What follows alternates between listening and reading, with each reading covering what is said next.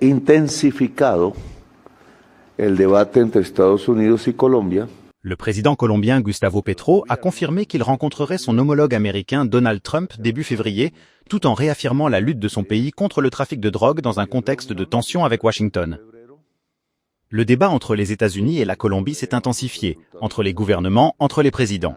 La possibilité d'une rencontre le 3 février est désormais écartée. C'est décisif, a déclaré Petro au cabinet à Bogota mercredi. Enfin, il existe une communication qui permet au président et aux autorités des États-Unis de savoir réellement ce qui se passe dans la lutte que ce gouvernement a menée contre les stupéfiants en général, a déclaré Petro.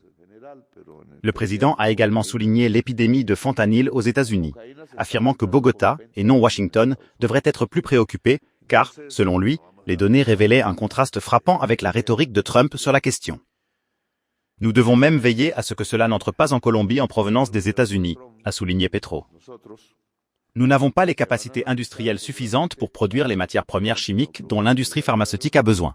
Il s'agit plutôt de les mélanger et de les importer par la contrebande, ce qui peut s'avérer plus rentable que le trafic de cocaïne, a-t-il ajouté.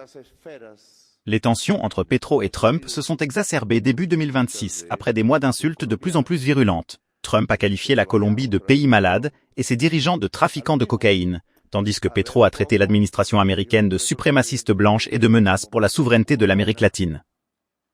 La situation s'est envenimée lorsque Trump a déclaré qu'une intervention militaire en Colombie pour lutter contre le trafic de drogue semblait une bonne idée, ce qui a incité Petro à appeler à la mobilisation nationale et à avertir que la Colombie défendrait ses frontières à tout prix.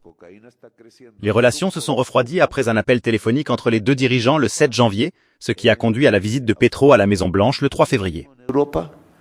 Y también muy dinámicamente en el Cono Sur, las grandes ciudades latinoamericanas.